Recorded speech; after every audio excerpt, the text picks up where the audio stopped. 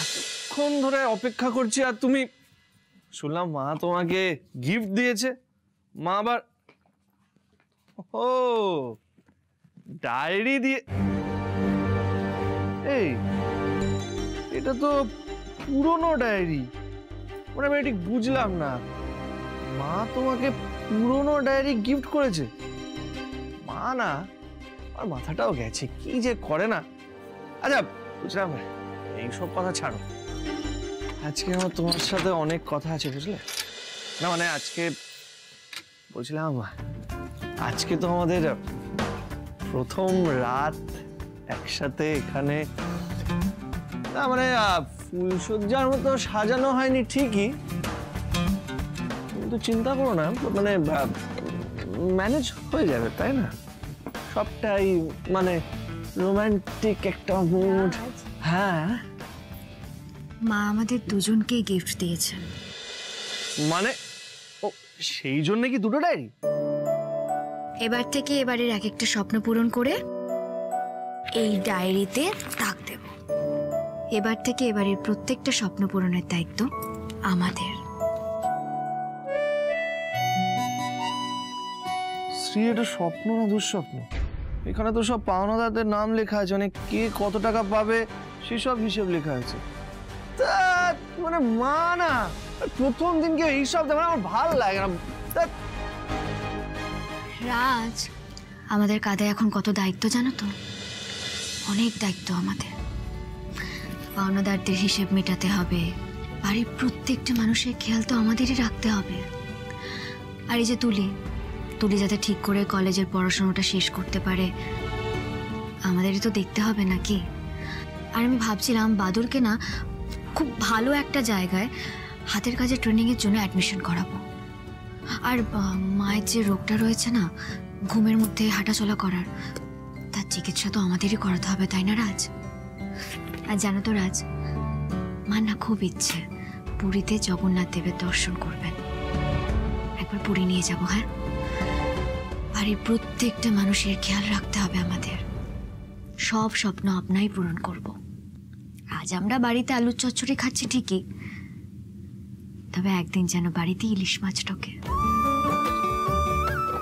আজ আমরা ভাড়া বাড়িতে দিন কাটাচ্ছি ঠিকই, তবে একদিন আমাদের নিজেদের ফ্ল্যাট হবে, নিজেদের মাথার উপরে একটা ছাদ হবে।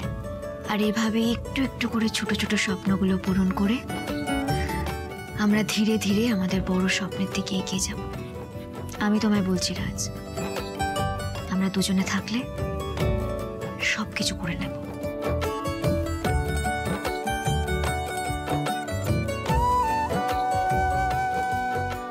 প্রথম দিন তুমি বাড়িতে আসলে আর মা তোমার কাঁধে এত বড় দায়িত্ব চাপিয়ে দিল, মানে কোনো মানে হয়? আর ভাল লাগছে না দোষ, ঘুমোতে যাচ্ছি আমি, বুঝলো তো? এই যে শোনো। কি শুনবো? কিছু শোনার নেই। এই বাড়িটা যেমন তোমার বাড়ি তেমন এটা তো আমারও বাড়ি রাজ।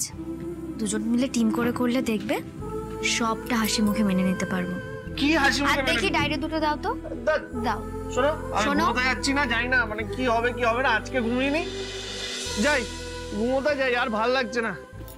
কি ঘুমোতে যাবে? হ্যাঁ, মুখে কিছু না দিয়ে এভাবে শুয়ে পড়বে? ছাড়ো তো। এই কি? ওঠো না, কিছু খেয়ে ঘুমোতে হয়, এভাবে খালি পেটে ঘুমোতে নেই। আমার ভাল লাগছে না, এখন ঘুমোতে দাও, আবার কি টেনশন শুরু হয়ে যাবে। কালকেরটা কালকে আবার দেখবো। গুরুদেব বলেছে क्या पता कल होना हो, তাই এখন ঘুমোতে গেলাম। না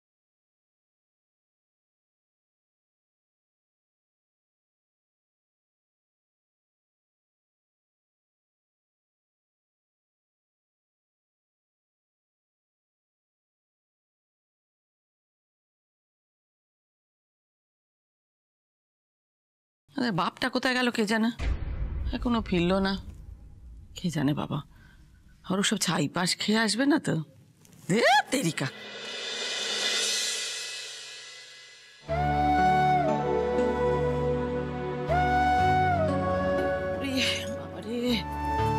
মা। হ্যাঁ আসছি। হ্যাঁ এসো এসো। মা এই যে মুড়ি। হ্যাঁ বাবা মা। আজকে রাতটুকু এটুকু খেয়ে শুয়ে পড়ুন। আচ্ছা। আমি রান্নাঘরে দেখেছি মা অনেক কিছু আছে। আস্তে সাবধানে। হ্যাঁ অনেক কিছু রয়েছে, কাল সকালে ভালো একটা জলখাবার বানিয়ে দেবো। আচ্ছা আচ্ছা আচ্ছা। বলছি মা, বাবা এখনো ফিরলেন না, কোথায় গেছে কিছু জানেন? হ্যাঁ বাবা, তুই দাও না, ওটা এখানে রেখে দাও। এখনো ফিরলো না কেন আমি বুঝতে পারছি না। আর ওর কাছে তো ফোনও নেই জানো মা, আমি তো সেই জন্য খবর নিতে পারছি না। সে কি, কোথায় চলে গেলেন উনি? আচ্ছা পাড়ার দোকানে যাননি তো? কিন্তু এত রাত অব্দি তো দোকানও খোলা থাকে না। দাঁড়ান মা, আমি রাজকে বলছি, আমি দেখছি, চিন্তা করবে না। এই তো বাবা চলে এসেছেন। বাবা আপনি কোথায় চলে গেছিলেন? কিছু কিছু সময় না পালিয়ে বাঁচতে ইচ্ছা করে। তুমি বুঝবে না ক্যাপ্টেন। তুমি ঘরে যাও, অনেক রাত হয়েছে। জানি না ঘরে কি আছে, পারলে কিছু একটু মুখে তুলো তুমি। বাবা আপনিও তো কিছু খাননি। আমি না একটু মুড়ি মেখেছি, আজকে রাতটুকু খেয়ে একটু ম্যানেজ করে নিন, কাল সকালে দারুণ একটা জলখাবার বানিয়ে দেবো। মা বাবার এই তো না, মা আমি ঘরে যাই বুঝলি? হ্যাঁ। খাওয়া হয়ে গেলে এই দুটো বাইরে রেখে দেবেন, আমি মেজে দেবো। আসলাম মা। বাবা এ নিন, খেয়ে নিন, আসি।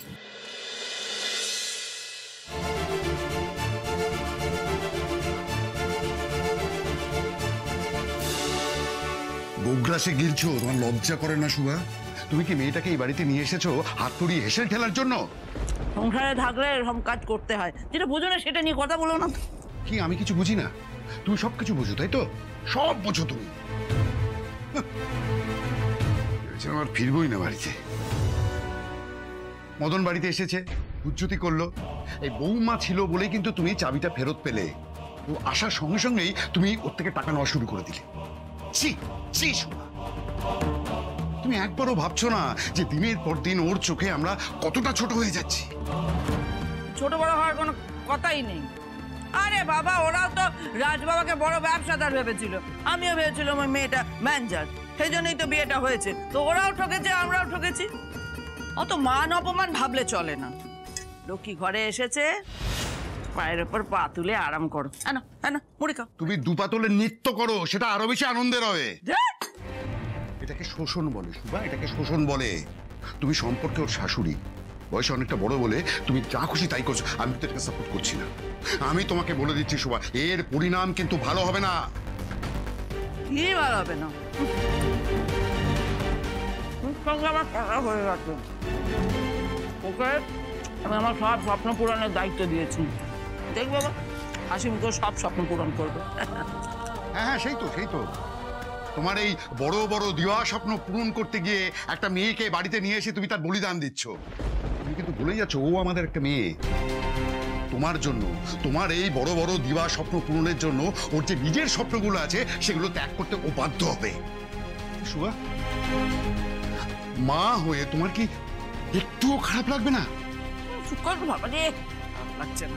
চুপ করে তোমার কিসের খারাপ লাগা? তোমার কি আমার কথাটা একদম কানে যাচ্ছে না? তুমি কি কিছুই বুঝতে পারছো না কি বলতে চাইছি আমি? উরে বাবারে, কি ঝাল লেগেছে গো! হ্যাঁ হ্যাঁ, তোমার ঝালই লাগুক। উরে বাপরে, কি ঝাল লেগেছে গো! তোমাকেও বলি, বড় বড় কথা না, জ্ঞান দিচ্ছ, জ্ঞান, আদর্শের কথা। তো আদর্শের কথা আসে কোত্থেকে তোমার মুখে? সারাটা জীবন তুমি কি করলে? মদ খেয়ে পড়ে থাকলে, সংসারের দিকে কোনোদিনও তাকিয়েছো? কোনোদিনও তাকাওনি। বড় বড় কথা বলছে, আদর্শের কথা। একটা কথা জেনে রাখো, আমার মা লক্ষ্মী এসেছে আমার সংসারে। ওই মা লক্ষ্মীকে আমার কাছ থেকে কেউ কাটতে পারবে না, কেউ না। আদর্শ কম যাচ্ছে। ধরো মুড়িটা ধরো, ধরো। মাগো, জানো রাজ, যতদিন না এই ডায়েরি থেকে সব কটা নাম ডিলিট করতে পারছি, ততদিন আর অন্য কিছু ভাবতে পারছি না। বাবা রে বাবা, তাহলে তো এই টাকা পয়সা দিতে দিতে আমরা বুড়ো হয়ে যাবো। এই না গো, আমি হিসেব করে দেখেছি, যা ধার রয়েছে আমরা দুজন মিলে চাকরি করলে সবটা শোধ করে দিতে পারবো। কাল থেকে আমাদের লড়াই শুরু। কাল থেকে? তার মানে আজ কোনো লড়াই নেই। আজ তাহলে আমরা একটু মানে আরে শিব, কি দেখি এই এক সেকেন্ড, কি আমি বুঝতে পারছি না শ্রী, এসব কি করছো? কি কি করছে দেখতেই পাবে। না না না না না, আরে এগুলো এগুলো পাচ্ছ কেন? কি কি হয়েছেটা কি শ্রী? আমি কিছু বুঝতে পারছি না, মানে এগুলো এগুলো কেন? মানে মাটিতে এখানে তুমি। এটা মাটিতে শোয়া নয় রাজ, এটা নিজেদের অনুপ্রেরণা দেওয়ার চেষ্টা। কিন্তু শ্রী, আমার অনুপ্রেরণা তো তুমি। রাজ, এখন আমাদের দুজনের মাঝখানে ওই ডায়েরিটা এসে পড়েছে। সবার আগে ওটাকে দূর করতে হবে।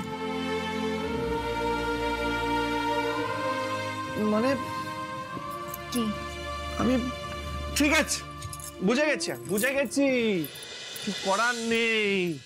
সরো সরো সরো সরো সরো। আরে আরে না না, বুঝে গেছি, সব বুঝে গেছি। না না, এখানে না, বিছানা শো। না, আমি বুঝে গেছি যে আগে ওই ডায়েরির সব প্রবলেমগুলো সমাধান করতে হবে, তারপরেই আমরা।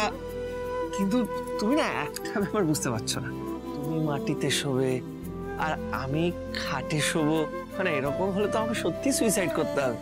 তাই তুমি খাটে শোবে আর আমি মাটিতে শোবো, না, বুঝে গেছো?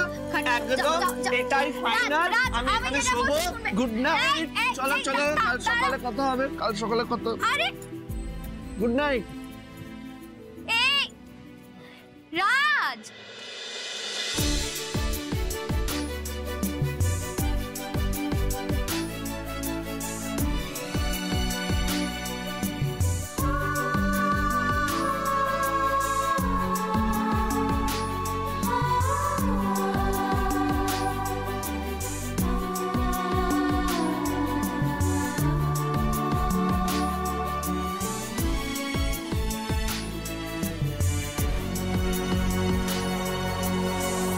একদিন আমি তোমাকে প্রমাণ করে দেখাবো যে আমার সিদ্ধান্তই ঠিক ছিল।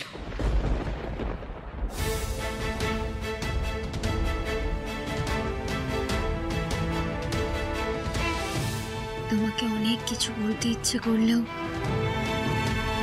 বলতে পারছি না রাজ।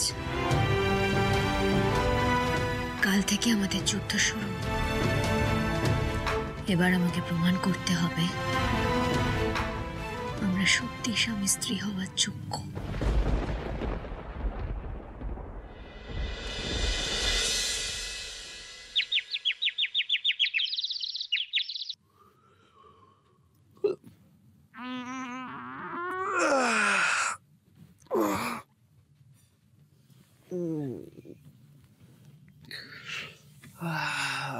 Good morning.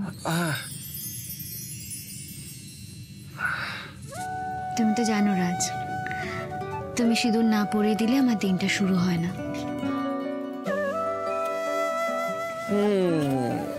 বাবা,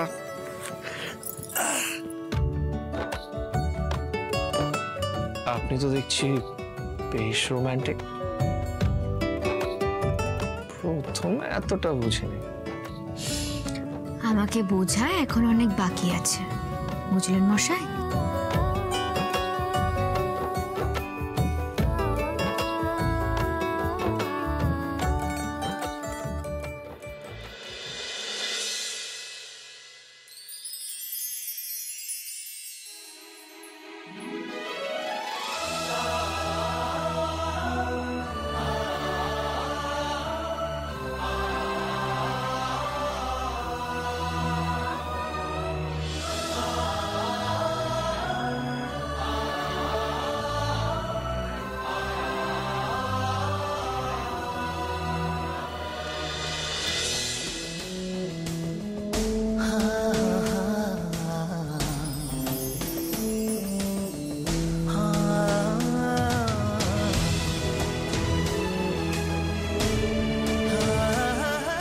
আসলে কি জানো তো,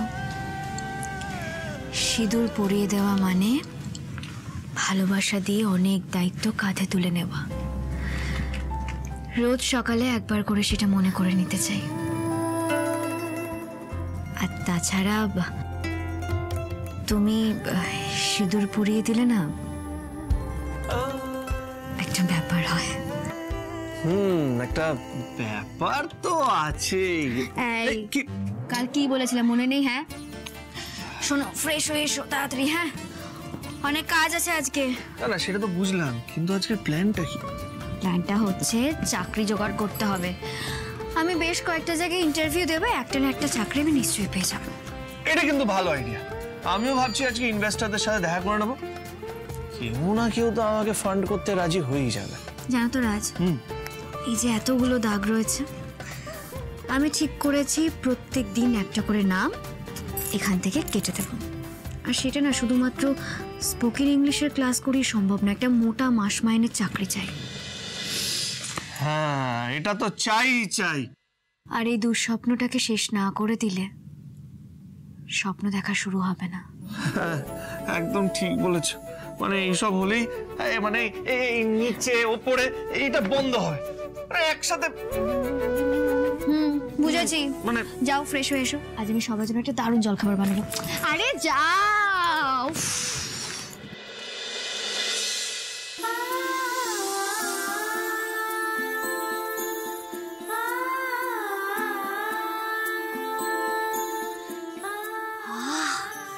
কি সুন্দর গন্ধ বেরিয়েছে। জানো বৌদি, তুমি সকালবেলা ঘুম থেকে উঠে রান্নাঘরে এসেছো আর ওই ওদিকের ভাড়াটেগুলো বারবার করে এদিকেই তাকাচ্ছে। বৌদি, তুমি কড়াইশুঁটির কচুরি করছো, এর সাথে আর কি বানাচ্ছো? সাথে ছোলার ডাল। উফ, এটা পুরো আগুন, দারুণ ব্যাপার। তা তুমি এত কিছু আয়োজন করলে কি করে? সবকিছু রান্নাঘরেই ছিল, আর বাকি যা যা দরকার ছিল ওই সবজিওয়ালার থেকে কম দামে পেয়েছি, নিয়ে নিয়েছি। আমি কি বিশ্বাস করে জানো তো তুলি, আমি মনে করি সকালটা যদি বাড়ির সবাই মিলে হাসি খুশি মুখে শুরু করি তাহলে সারা দিনটা ভালো যাবে। আমার তো দেখি পুরো জিভে জল চলে আসছে। কালকে শুধুমাত্র মুড়ি খেয়েছি, আর আজকে হচ্ছে সব গপ গপ করে খেয়ে নি। তা বৌদি, বরটা কি ঘুম থেকে উঠেছে নাকি সে এখনো ঘুমোচ্ছে? উঠেছে, ফ্রেশ হতে গেছে। হ্যাঁ, কি বলছো কি তুমি? মানে আজকে সূর্য কোন দিকে উঠেছে বলো তো? মানে বরটা এত সকালবেলা ঘুম থেকে উঠে পড়েছে, আমি তো ভাবতেই পারছি না। এই যে এখানে দাঁড়িয়ে থেকে আর বকবক না করে যাও, বাদল মা সবাইকে ডেকে নিয়ে এসো, বলো যে জলখাবার রেডি আছে, যাও। সেই ভালো।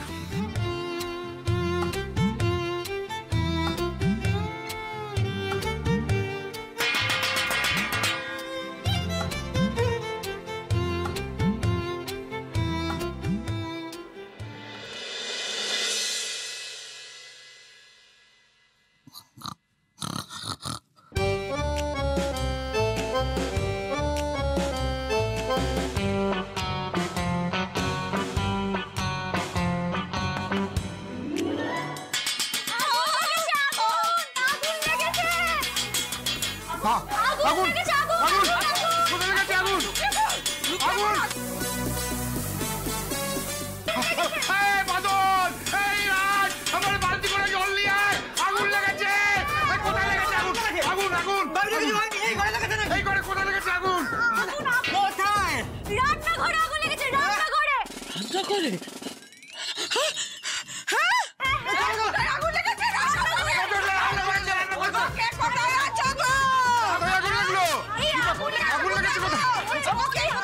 আগুন লেগেছে, হ্যাঁ, এক্ষুনি বকা খাবে মার কাছে। শান্ত হন, আমি আপনাকে বলছি সবটা। আসলে আজ আমি বাড়ির সবার জন্য দারুণ একটা জলখাবার বানিয়েছি, গরম গরম কড়াইশুঁটির কচুরি আর তার সাথে ছোলার ডাল। এই, এত রান্না করতে তোকে কে বলেছে? এমনিতে টানাটানি সংসার, তোর লজ্জা করলো না এত রান্না করতে? ও রান্না করেছে, বেশ করেছে। এভাবে কেন বলছো বলো তো? না না, এমনিতে পরিবারের সদস্য বেড়েছে, এতগুলো পেট কি করে চালাবো সেটা তো ভাবতে হবে, তাই না? একটা পয়সাও আমি বেফালতু খরচা করতে দেবো না। মা আমি বলছি কি বেফালতু কিচ্ছু খরচা হয়নি। আসলে আমি ভেবে দেখলাম কাল আপনারা রাতে মুড়ি খেয়ে ঘুমিয়েছেন, তাই আজ সকালে সবার জন্য একটা ভালো কিছু জলখাবার বানানো উচিত। মা রান্নাঘরে যা ছিল তাই দিয়ে হয়ে গেছে, কিচ্ছু টাকা লাগেনি। আর ওই কড়াইশুঁটি তো আমি বাইরে থেকে এক সবজিওয়ালার কাছ থেকে অনেক কম দামে পেয়েছি। কি গন্ধ, আমার তো জিভে জল চলে আসলো। মা, শোনা, মাথা ঠান্ডা করো, সিয়ের হাতের জল খাবারটা খেয়ে দিনটা ভালোভাবে শুরু করি। ভালো হবে না? কোনো কিছু ভালো হবে না। আমাকে হিসেব দিতে হবে, এই যে কত ময়দা, কত ডাল, কত কি খরচা হলো, তেল কত খরচা হয়েছে সেগুলো হিসেব দিতে হবে। আয় হিসেব দে।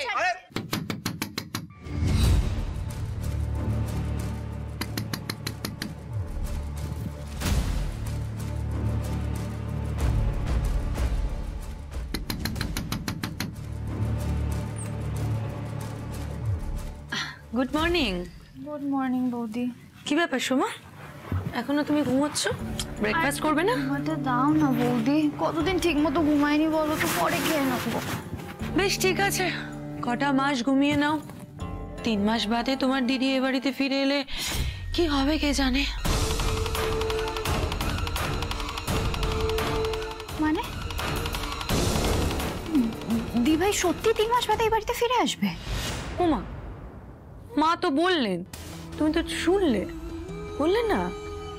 বৌদি আমি মায়ের কথা ঠিক মতো বুঝিনি, মা তো এরকম কত কথা বলে থাকে। দেখো সোমা, মায়ের কনফিডেন্স দেখে যেটুকু আমি বুঝলাম, মা কিছু একটা প্ল্যান করছে। উনি ঠিক কি চাইছে সেটা আমাদের জানতে হবে। মানে মা এত কি করে কনফিডেন্টলি বলছে যে শ্রী 3 মাস বাদে এই বাড়িতে ফিরে আসবে? আর যদি শ্রী এ বাড়িতে ফিরে আসে তখন তোমার কি হবে সোমা? এমনিতেই তো তোমার বাবা মা তোমার ব্যাপারে উদাসীন, আর যখন শ্রী এ বাড়িতে আবার ফিরে আসবে তখন তো পুরো অ্যাটেনশনটা শ্রী পাবে, তাই নয় কি? আমার তো খুব ভয় লাগছে, খুব চিন্তা হচ্ছে যে তোমার মা আবার তলায় তলায় সতীশের সঙ্গে শ্রীয়ের বিয়ের প্ল্যান করছে না তো? না না না, এটা এটা কিছুতেই হতে পারে না। দেখো সোমা, তুমি চাইলেই তো আর হবে না। তোমার মা নিজের মর্জির মালিক, ওনাকে যতদূর আমি চিনি উনি যেটা চাইবেন সেটাই করবেন। তবে হ্যাঁ, একটা কাজ করা যেতে পারে। তুমি কথায় কথায় মায়ের থেকে জানার চেষ্টা করো যে উনি ঠিক কি চাইছেন, কেন উনি এত কনফিডেন্টলি বললেন যে 3 মাস বাদে শ্রী এই বাড়িতে আবার ফিরে আসবে। চিন্তা করো না, আমিও চেষ্টা করব জানার। আমি দেখছি বৌদি, মায়ের সঙ্গে কথা বলে যদি কিছু জানা যায়। আর সতীশদের সাথে যদি কারোর বিয়ে হয় সেটা শুধুমাত্র আমার, দি ভাইয়ের নয়।